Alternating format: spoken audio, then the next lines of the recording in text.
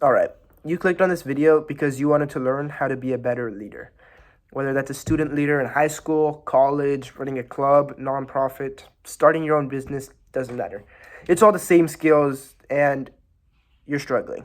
That's why you clicked on this video. But if you're feeling overwhelmed, don't worry. You're not alone.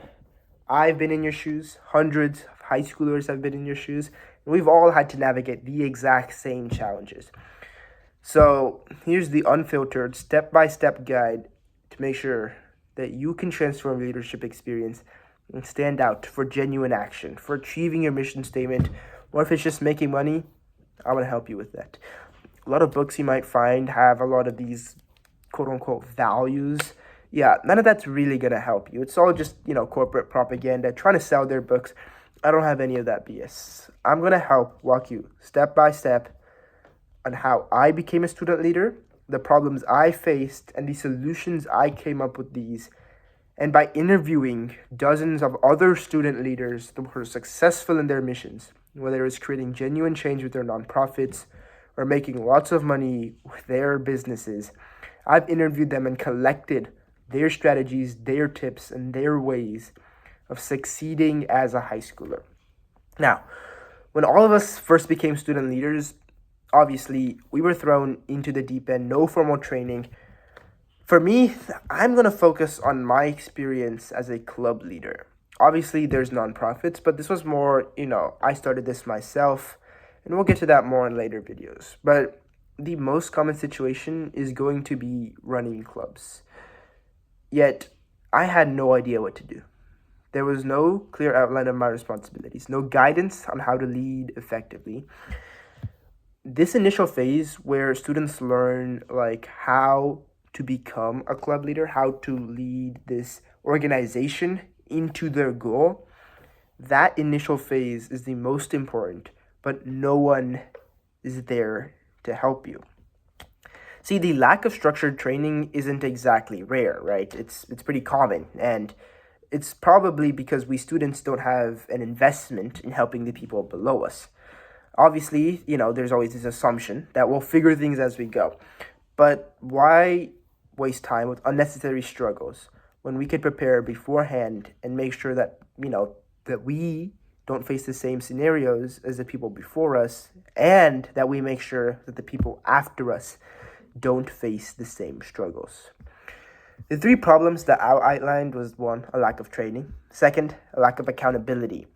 Without these expectations, without people to hold you accountable, it's definitely easy to slack off. That means responsibilities neglect, the whole team suffers.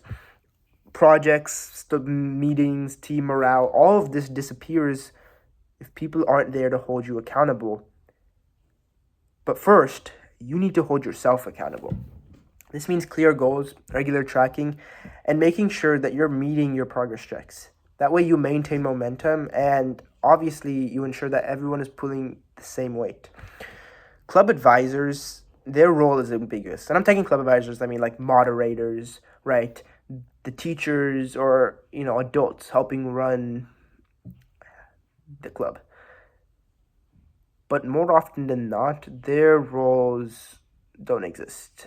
They should help in setting these goals, tracking progress, using their administrative power to resolve conflicts, but their involvement is often minimal. So we student leaders have to fend for ourselves.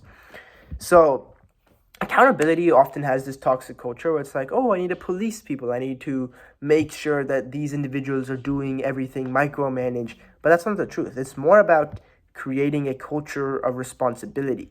It's to make sure that everyone holds themselves accountable rather than one individual micromanaging. The only way to do that is to create a passion in everybody towards a singular goal. If people are slacking off, micromanaging them isn't going to change anything because they've already made up their mind. What you need to do is change their minds, make them invested, personally invested in your goal, in our goal, and that way they'll have their own incentive to be accountable, to hold themselves accountable. And the third problem is a big problem, and that's just there's no support, specifically ongoing support.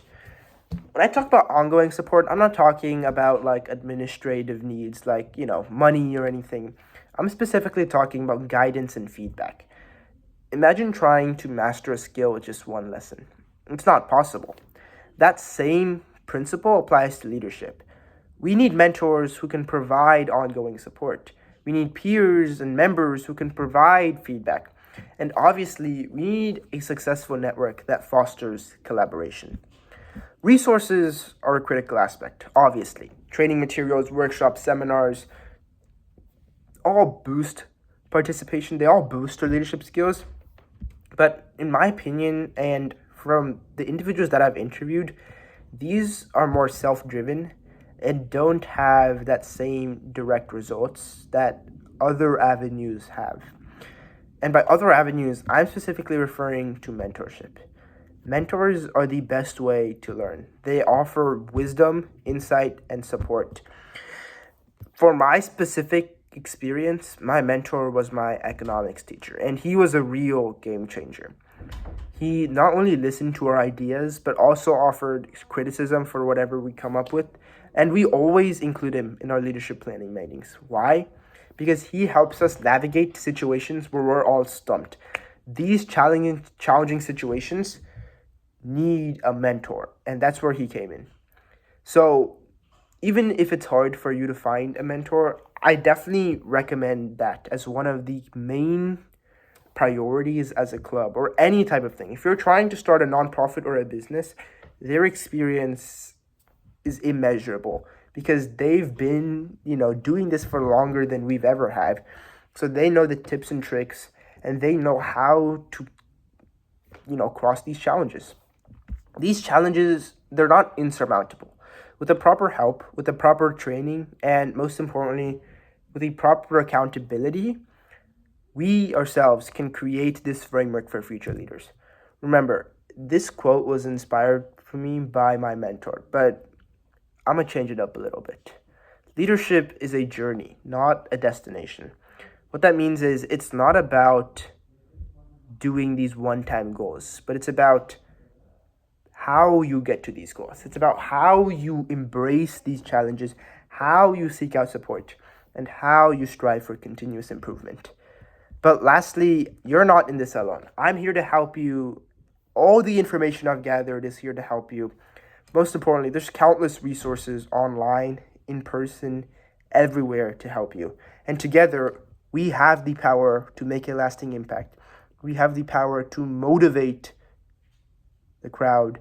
We have the power to change the state of leadership, the status quo of high school leadership forever. So if you're feeling overwhelmed, if you're feeling like you're struggling with this, I got you. Let's go through the other 7 lessons on how we can tangibly take these resources that I have, that I've collected, how I can help you reach the best leader possible. All right, guys, thanks for tuning in. I'll see you next one.